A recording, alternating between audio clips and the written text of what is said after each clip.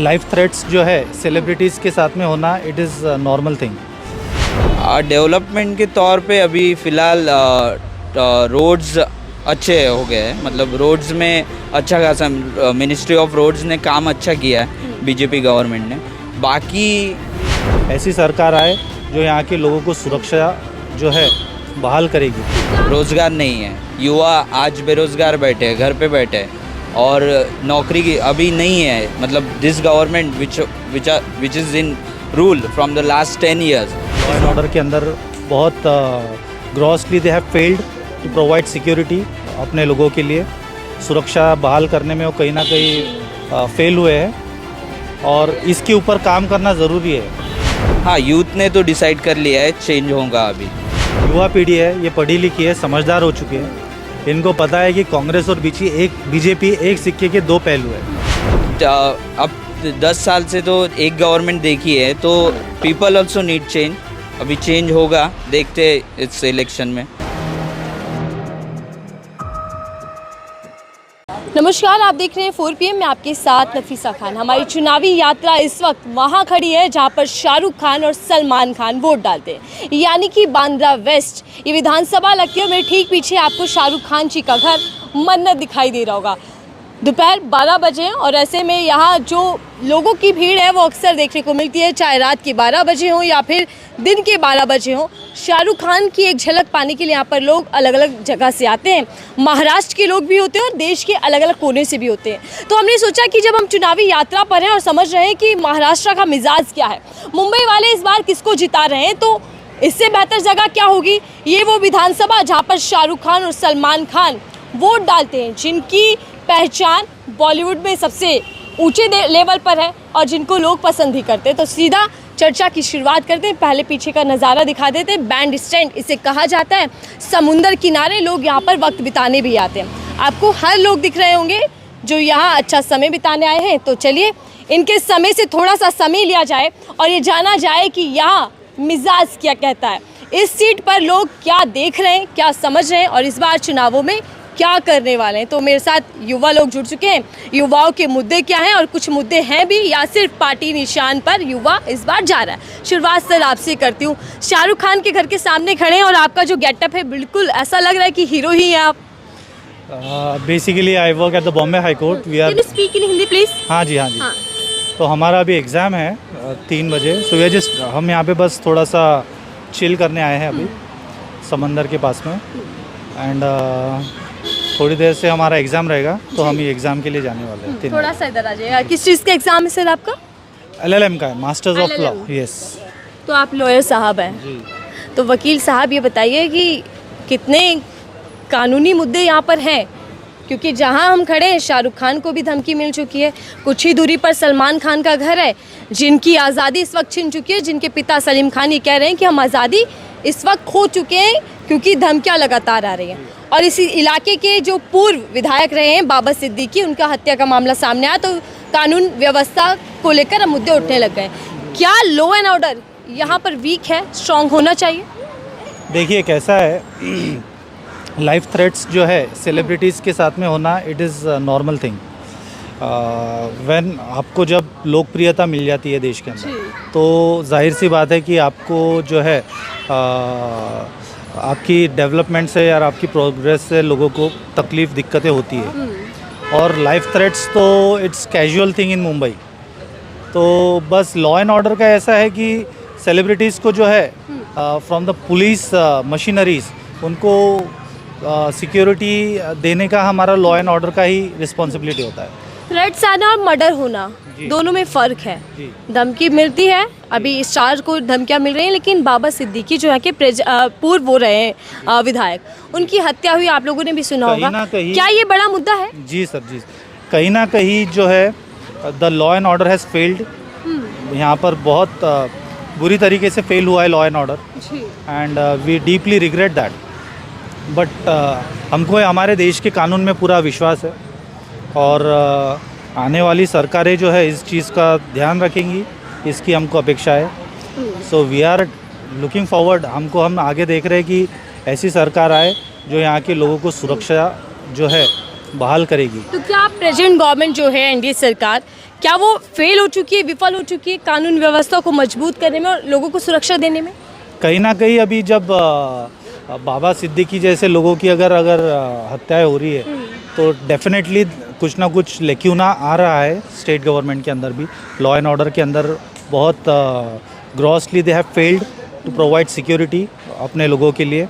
सुरक्षा बहाल करने में वो कहीं ना कहीं फेल हुए हैं और इसके ऊपर काम करना ज़रूरी है। और अगर ये सरकार अगर इस बात पर ध्यान नहीं देती है तो फिर हमको देखना चाहिए कि अगर इसके अंदर अगर हम कुछ आने वाली सरकारों से अपेक्षा रखेंगे कि वो इसके ऊपर अच्छी तरीके से ध्यान देगी, क्योंकि अगर सलमान शाहरुख के जैसे सेलिब्रिटीज़ के ऊपर अगर लाइफ थ्रेट्स हो रहे हैं तो इसका मतलब तो कॉमन मैन के लिए तो जीना आम लोगों की सुरक्षा को कौन सुनिश्चित करेगा, ये बड़ा सवाल है। ऐसा यूथ आपके क्या लोकल मुद्दे हैं इस चुनावों में? क्या एम्प्लॉयमेंट एक बड़ा मुद्दा है? क्या देख रहे हैं आप इस चुनावों में, कुछ खास है? देखिए, हमारा फर्स्ट एंड प्रायोरिटी तो ये है कि देश का जो लॉ एंड ऑर्डर है, लॉ एंड ऑर्डर को अच्छी तरीके से इम्प्लीमेंटेशन कैसा किया जाएगा उसके ऊपर हमारा ध्यान है। If you are talking about secularism तो contemporary central government is against the secular system और आइडियोलॉजी, और उनका जो है एक प्रोपागेंडा वो सेट कर चुके हैं कि they are endorsing the thoughts of Hinduism.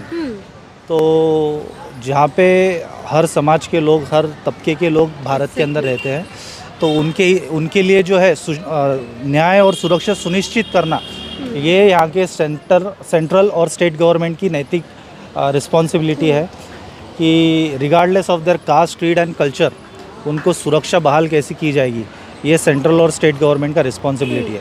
जहाँ पर स्टेट गवर्नमेंट और central government grossly they have failed in providing. आपने कहा कि जो प्रेजेंट गवर्नमेंट है वो हिंदुत्व के एजेंडे को ज़्यादा बढ़ावा दे रही है, तो आपने इन चुनावों में एक और नारा सुना होगा सर, बटेंगे तो कटेंगे। यूपी के सीएम हो या फिर पीएम हो या फिर यहाँ के डिप्टी सीएम हो, इस नारे का सपोर्ट करते दिखाई दे रहे हैं। एज अ यूथ इस नारे को आप कैसे देख रहे हैं? This is similar to the divide and rule policy, जैसे बांटो और राज करो। तो जैसा अभी अंग्रेज़ों के समय में हुआ था कि पहले हिंदू मुसलमानों को लड़ाओ और फिर उनके ऊपर राज करो, अभी फ़िलहाल वही चीज़ें हो रही है कि आप जो है समाज के तबके को दो हिस्सों में बांटो और उनके ऊपर राज करो। तो हमारा तो सीधा सीधा बोलना है कि ये सब चीज़ों को बाजू में रख के लोगों की सुरक्षा को आपको प्रायोरिटी देना चाहिए, और यहाँ का जो लॉ एंड ऑर्डर है, सेक्युलरिज्म है, उसको कैसे मजबूत किया जाएगा कि यहाँ पे हर तबके का इंसान अपने आप को सुरक्षित महसूस करे। ये देश के अंदर जो है उसी जज्बे के साथ में वो ज़िंदा रह सके, तो उसको कुछ सेकेंडरी सिटीज़नशिप का उसके अंदर फीलिंग ना आए, इस बात का हमको ध्यान रखना चाहिए। और जहाँ पे यूपी गवर्नमेंट हो गए या योगी जी हो गए, तो उन्होंने जो है ये एक एक्सट्रीमिज़म का जो एक आइडियोलॉजी उन्होंने एंडोर्स किया है, तो वो थोड़ा सा एक चिंता का विषय है। लेकिन देश की अखंडता और एकता के लिए जो है secularism is very important today. Exactly, और हमारा देश तो देखिए अनेकता में एकता वाला देश है। तो अच्छी बात की, मैं आपके पास लौट रही हूँ। सर, कैसा लग रहा है समुंदर किनारे, इधर बादशाह का घर, क्या फील हो रहा है इस वक्त? और आप खुद भी हीरो की तरह एकदम चश्मा पहने खड़े हैं स्टाइल में। नहीं, अच्छा लग रहा है, बिल्कुल अच्छा लग रहा है।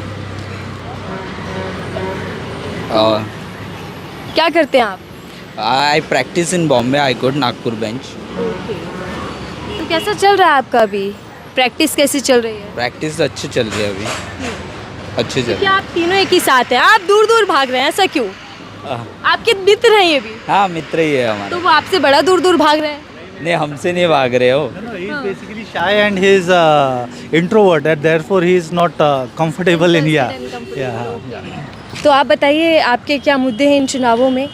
कुछ चेंजेस चाहते हैं आप या सब कुछ अच्छा चल रहा है? No, exactly, we want the change in unemployment. या ओके, सो व्यूवरशिप हिंदी में ज़्यादा है इसलिए।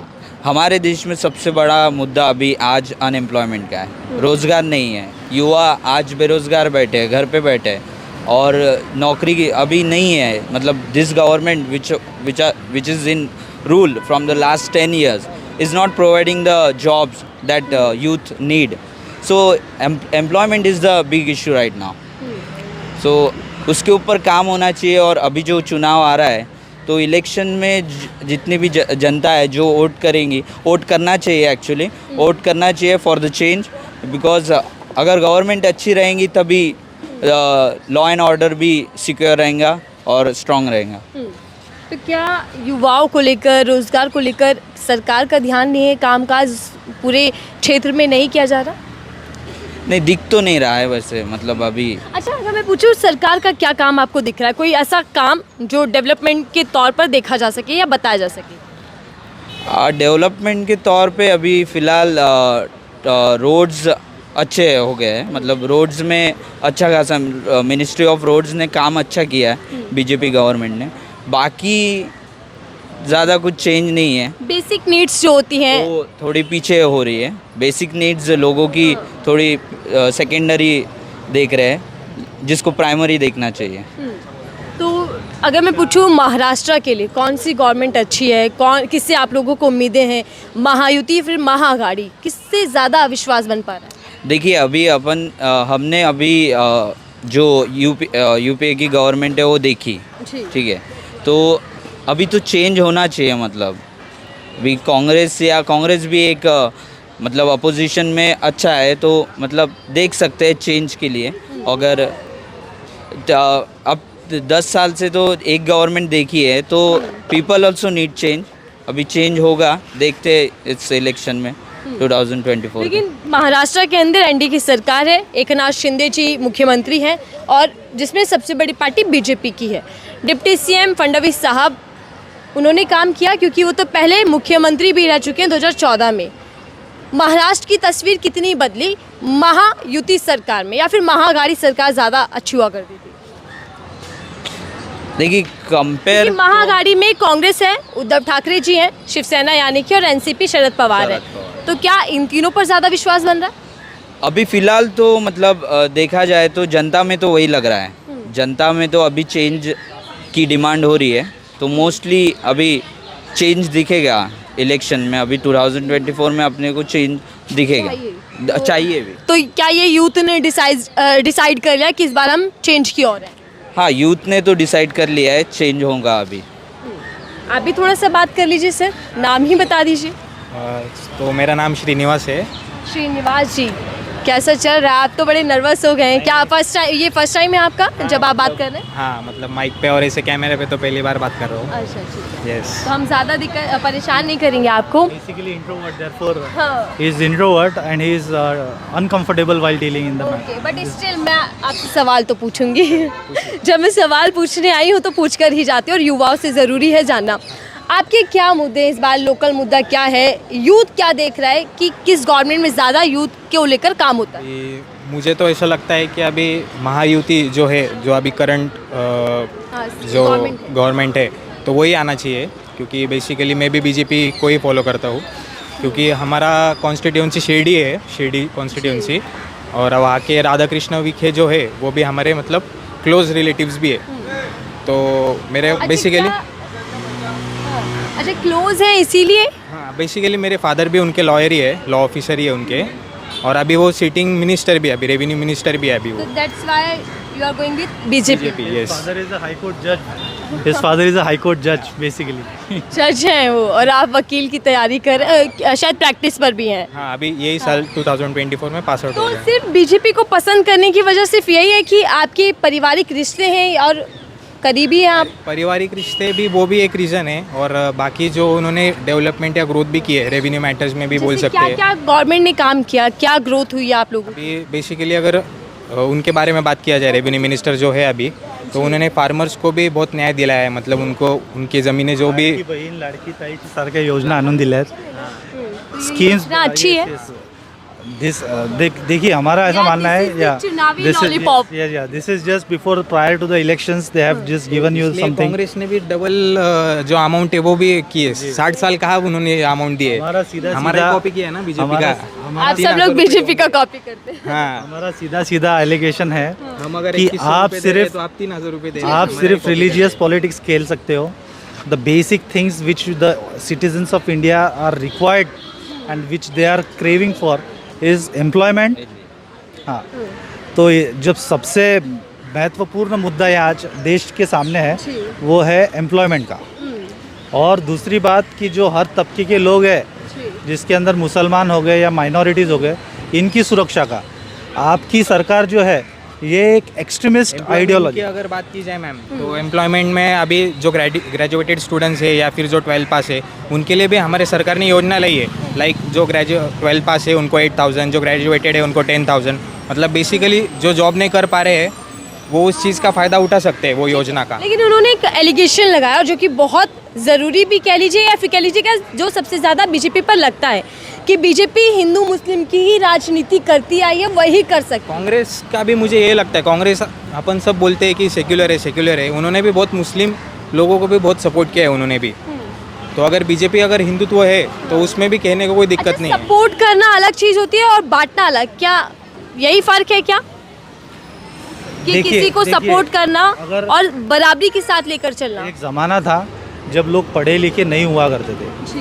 आज का जो युद्ध है या आज की जो युवा पीढ़ी है ये पढ़ी लिखी है, समझदार हो चुकी है। इनको पता है कि कांग्रेस और बीजेपी एक सिक्के के दो पहलू है। ठीक है, एक जो है खुलकर बातें करती है, दूसरी जो है ये अपने कार्यों से करती है लेकिन ये दिखाती नहीं है, बोलती नहीं है। मुझे तो बेसिकली क्या है, आइडियोलॉजी दोनों की सेम है। दे आर वो जो है एक एक्सट्रीमिज़म को सपोर्ट करते हैं, एंडोर्स करते हैं। हमारा सीधा मानना है कि बीजेपी और कांग्रेस का जो एक सियासी खेल चलता आ रहा है 100-150 सालों से, 1885 में जब कांग्रेस की एस्टैब्लिशमेंट हुई थी तब से लेके और 1985 में बीजेपी की एस्टैब्लिशमेंट हुई है, तो इन दोनों का प्रोपेगेंडा जो है वो सेम है। दे आर टॉकिंग, उनका जो है प्रोपेगेंडा एक्सट्रीमिस्ट हिंदुइज़्म का है। तो हमको जो है हमारे लिए हमारे प्रायोरिटीज़ जो है एम्प्लॉयमेंट है और सिक्योरिटी, सेफ्टी और सिक्योरिटी। अगर सलमान शाहरुख के लाइफ को थ्रेट हो रहा है तो common man is certainly he is under threat, और वो परेशानी में है कि अगर इनको सेफगार्ड नहीं कर सकता है स्टेट गवर्नमेंट तो यहाँ की कॉमन मैन को कैसे करेगा। और इसीलिए तीन मुद्दे जो है वो मुझे बोलने हैं अभी, जो कांग्रेस ने 60-65 साल में कभी किया नहीं है। पहले तो जो आर्टिकल 370 उसका एब्रोगेशन जो कांग्रेस कभी की नहीं पाई। मतलब आज इंडिया के भी लोग जम्मू एंड कश्मीर में प्रॉपर्टी ले सकते हैं या फ्रीडम वहाँ के लोगों को भी फ्रीडम मिला है वहाँ पे अभी एब्रोगेशन होने के बाद। और सेकंड थिंग ये है कि अपना मतलब बीजेपी की वजह से डिफेंस भी बहुत स्ट्रांग हुआ है। जैसा अभी 2008 या 9 में जो अटैक हुआ था मुंबई में या फिर जो बहुत से वहाँ पे अपना डिफेंस स्ट्रांग नहीं था अपन, और अटैक भी नहीं कर पा रहे थे। तो अभी जब से बीजेपी आई तब से अपना डिफेंस भी स्ट्रांग हुआ है, और अपन जैसा अभी पुलवामा अटैक हुआ या जो भी चीज़ें हुए तो अपन ने पाकिस्तान में घुस के भी उनके वो जो है लोगों उनको भी मारा है। मैं आ रही हूँ, जवाब लूँगी इसका अच्छी से, क्योंकि वो सही बात है, डिफेंस और अटैक। कौन सा पॉइंट है? तीसरा पॉइंट अभी याद नहीं आ रहा है अभी, शायद राम मंदिर कहना चाहते हैं। राम मंदिर अयोध्या वो भी एक किया है जो 30 साल में किया नहीं है कांग्रेस ने। लेकिन इन तीनों ही पॉइंटों को लेकर सर जनता सवाल ये करती है, हम जनता के बीच जाते हैं, जनता ये कहती है कि जैसे आपने 370 का, आप महाराष्ट्र के रहने वाले हैं, 370 का फ़ायदा क्या महाराष्ट्र के निवासियों को पहुंचा? क्या उनकी जो लोकल मुद्दे हैं, जो ज़रूरतें हैं, उनको कुछ लाभ मिला? एक ये। दूसरा, राम मंदिर को लेकर, क्या राम मंदिर से आसपास के लोगों के जो घर तोड़े गए बनवाने के दौरान उनको जो दिक्कतें आई उनको लेकर सरकार गया है ना, और वो उठाना इम्पोर्टेंट। क्या ये 3 मुद्दे जो सर ने गिनवाए हैं ये बड़े भी हैं और ये अच्छे भी हैं? चोट पहुंचा के मलहम लगाना ये कोई इंसाफ की बात नहीं होती है। फर्स्ट एंड फॉरमोस्टली आपको समझना चाहिए कि देश को मंदिरों से पहले शिक्षण संस्थाओं की ज़रूरत है, और देश के अंदर करनी है तो कुछ ना कुछ देश के अंदर शिक्षा कैसे सुनिश्चित होगी इस बात पे आपको ध्यान देना है। देश का युवा किस तरीके से जो है अपना भविष्य सुनिश्चित करेगा इस बात पे ध्यान देना है। राम मंदिर बनाना या किसी और भगवान के या धार्मिक बनाना, इससे जो है देश पीछे आएगा, इससे आगे नहीं जा सकता। ये बात आपको समझनी चाहिए। और बीजेपी ने अपना जो प्रोपेगेंडा है वो ऑलरेडी सेट किया हुआ है, और हमको उससे वो प्रोपेगेंडा से हमको 10 सालों में हमको पता है कि इससे कुछ हासिल नहीं होगा। मतलब पिक्चर क्लियर हो चुकी है। आ रही हूँ सर, आपके पास आ रही हूँ, बहुत देर से कुछ कहना चाह रहे थे। 10 सालों में पिक्चर क्लियर हो चुकी है, ये सर का कहना, और शायद चीज़ें भी सामने आ रही हैं। आपकी क्या राय, आप कुछ कहना चाहते हैं? Yes, as we mention earlier, अभी हमने बात की थी ये स्कीम के बारे में, लाड़की बहन या जो भी अमाउंट वो दे रहे हैं, that is the money of people only. they are returning that amount. That is not actually, if you see, by giving the money to the people of theirs, it is not a right thing to do. तो चलिए, मुंबई है, महानगरी है, यहाँ आपको कलाकार भी मिलेंगे जो पीछे वीडियो बना रही है मैम। शाहरुख खान का घर है सामने। यहाँ हम लोगों से जान रहे थे कि चुनावी माहौल क्या है, हालांकि बातचीत की। आपका क्या नाम है मैम? मेरा नाम संगीता है जी। संगीता जी यहीं की रहने वाली हैं? नहीं, कहाँ से आई हैं? मैं विशाखापट्टनम से आई हूँ। विशाखापट्टनम से, महाराष्ट्र का हिस्सा है ये भी। शाहरुख खान का घर देखने आई है सिर्फ? जी, बच्चे मेरा जिद करके लाए हैं इनको देखने। तो काफ़ी दूर है विशाखापट्टनम तो। जी, बहुत काफ़ी दूर है। बच्चों की जिद मान लिया आपने। चलिए, कैसा लगा घर आपको? बहुत अच्छा लगा। और ये बताइए, सरकार कौन सी अच्छी लग रही है? हमको तो बीजेपी अच्छा लगा। बीजेपी अच्छी लग रही है, तो इस बार भी फिर रिपीट कर रहे हैं? जी, चलिए, ठीक है, धन्यवाद। हम चर्चा कर रहे थे, लोगों से समझ रहे थे कि इस बार विधानसभा बांद्रा वेस्ट है, यहाँ का क्या मिजाज है, क्योंकि यहाँ बड़े सेलिब्रिटीज़ का घर है। यहाँ लोग और सेलिब्रिटी वोट करते हैं। तो इस बार के मुद्दे क्या हैं, कानून व्यवस्था क्या सबसे बड़ा मुद्दा है, और इसी के साथ साथ युवाओं ने अपने तमाम मुद्दे कैमरे पर बता डाले। तो फिलहाल के लिए दीजिए इजाज़त।